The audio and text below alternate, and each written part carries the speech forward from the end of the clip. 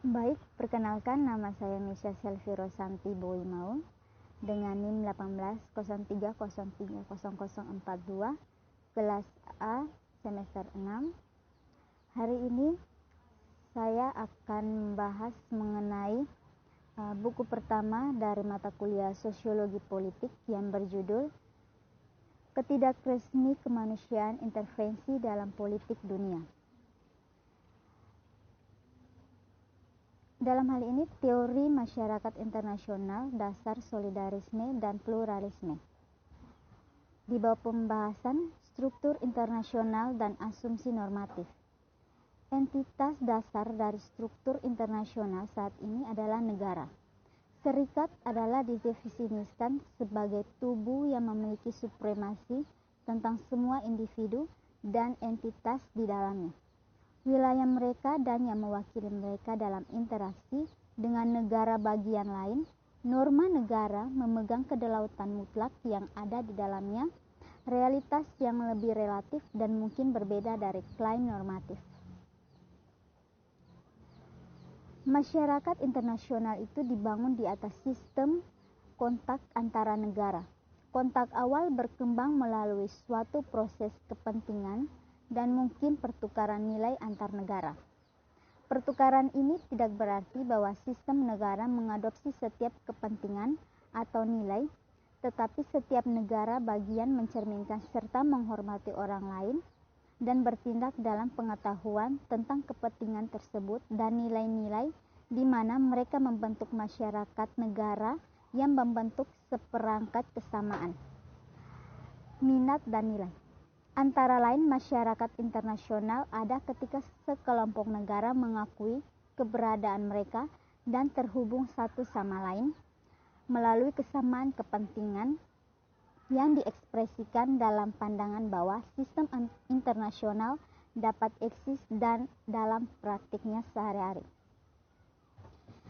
Pada tahap kedua, diferensiasi semacam ini memisahkan menurut derajat afinitas antara negara bagian. Pada awal magnum opusnya, Bull dianggap sebagai kesamaan kepentingan dan mungkin beberapa nilai umum yang diperlukan untuk masyarakat akhir. Namun dalam penjelasan berikut, dia hampir sepenuhnya mengambil untuk meneruskan nilai-nilai umum dan berfokus pada CI sebagai gantinya. Ini mungkin alasan berpegang pada pandangan pluralisnya, yang dia fokuskan pada kepentingan sebagai mestinya, hubungan internasional daripada nilai-nilai yang dibentuk oleh motif selain memaksimalkan atau pemeliharaan kekuasaan, keuntungan, keamanan, dan sebagainya. Para solidaris modern sekolah Inggris mengarahkan kembali fokus pada motif lain, yaitu pada topik supranasional seperti hak asasi manusia, yang mereka akui lebih penting dalam hubungan internasional modern. Padahal masyarakat internasional saat ini belum memiliki nilai-nilai umum yang diakui atau setidaknya memiliki masalah untuk melakukannya. Itu jelas masyarakat Eropa lama semakin terkonsiliasi melalui nilai-nilai seperti itu menjadi komunitas regional. Kita masuk pada pembahasan berikutnya, yaitu anatomi masyarakat internasional. Masyarakat internasional adalah struktur yang berkembang. Ini bukan kontrak antara negara. Itu tidak dibentuk pada tanggal atau waktu tertentu. Meskipun demikian, menurut saya ada yang logis langkah dalam gagasan masyarakat internasional yang dapat membantu untuk memahami analisanya, yaitu yang pertama, membangun hubungan antar negara bagian. Yang kedua, membentuk hubungan sistem internasional berdasarkan kepentingan bersama. Yang ketiga, mengungkapkan dalam aturan umum. Yang keempat, menerapkan serta memelihara melalui lembaga umum. Dan yang terakhir, minat, aturan, dan institusi menentukan masyarakat internasional. Dalam perspektif pluralis, aturan hidup berdampingan adalah kepentingan utama karena prinsip kedaulatan dan non-intervensi jatuh ke dalam seperangkat aturan ini. Prinsip-prinsip tersebut dalam pemahaman pluralis tentang kemanusiaan intervensi yang paling rentan. Bersamaan dengan ini, sebuah prinsip tanggung jawab untuk melindungi manusia harus dimaksudkan dalam aturan kerjasama karena mereka berasal dari CV untuk melindungi negara itu sendiri.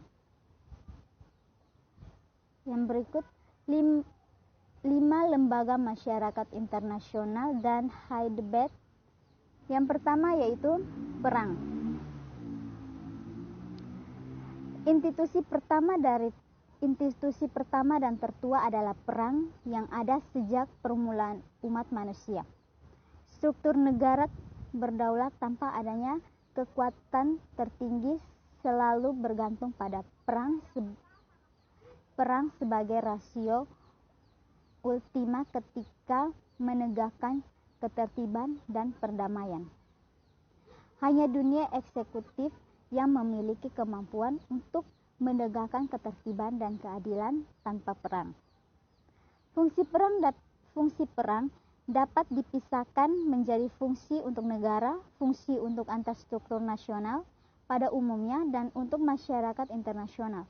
Untuk suatu negara, perang adalah suatu pemaksaan karena ia mampu mempengaruhi negara-negara yang menentang sampai ke tujuannya sendiri. Dengan demikian, perang berfungsi sebagai instrumen pemeliharaan kekuasaan dan perluasan kekuasaan. Dalam sistem internasional lagi, ia memiliki fungsi perubahan alamiah. Ini diperlakukan untuk mengurangi ketegangan yang ada di beberapa bagian sistem. Dalam keseimbangan masyarakat internasional, kekuasaan dan hukum internasional lebih bertanggung jawab atas perubahan dan evaluasi serta pemeliharaan dan ketertiban. Meskipun perang tidak kelihatan, artinya pentingnya seluruh itu berubah menjadi rasio ultima belaka, sebuah institusi darurat atau pendukung ketika keseimbangan kekuasaan dan hukum internasional gagal meredakan ketegangan. Untuk internasional, perang masyarakat adalah kelanjutan diplomasi dengan cara lain. Meski demikian, perang sekaligus menjadi ancaman bagi masyarakat internasional. Bukan berarti instrumen rasional untuk pemeliharaan tatanan internasional, tetap relasi kepentingan nasional yang biasanya pendek, berkisar, dan diarahkan melawan perintah. Yang kedua dari 5 lembaga masyarakat internasional yaitu kekuatan besar.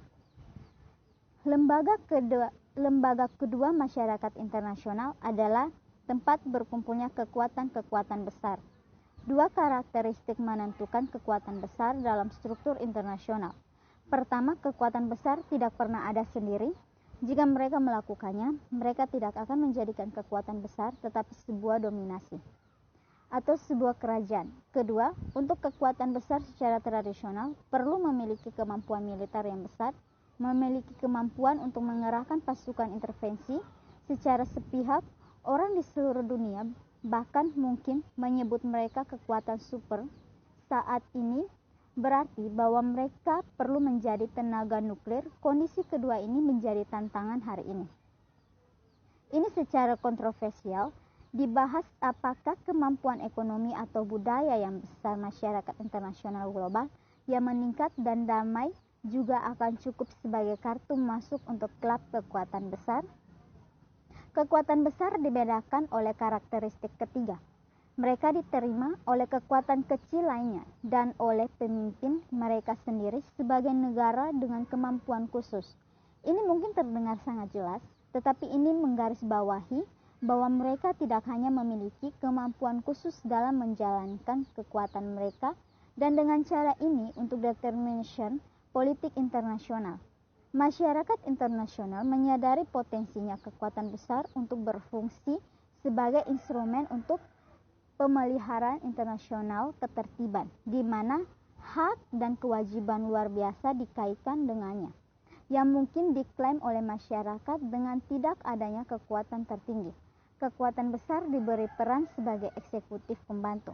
Dengan kemampuan militer mereka memiliki daya ungkit yang dapat digunakan untuk pemeliharaan tatanan internasional dan dengan itu untuk penegakan hukum internasional dan keseimbangan kemanusiaan. Yang ketiga, dari lima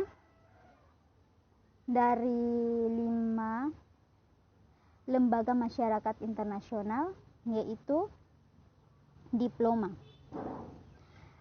Diplomasi adalah interaksi tanpa kekerasan, komunikasi antara negara dan mungkin entitas politik lainnya. Lembaga ini muncul dari kepentingan bersama negara untuk melakukan hubungan timbal balik mereka secara damai. Cara lembaga diplomasi memiliki 4 fungsi bagi masyarakat internasional.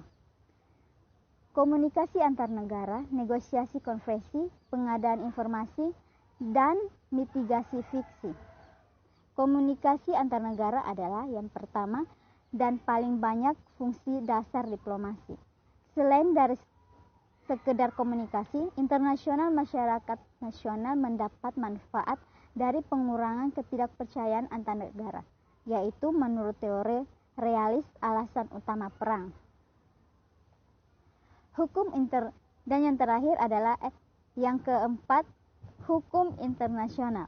Lembaga kelima dan terakhir adalah hukum internasional yang dibentuk melalui aturan umum masyarakat internasional. Hukum internasional adalah korpus aturan untuk menertibkan hubungan internasional dan untuk alasan ini telah ditetapkan oleh masyarakat negara sebagai hukum yang mengikat antara negara.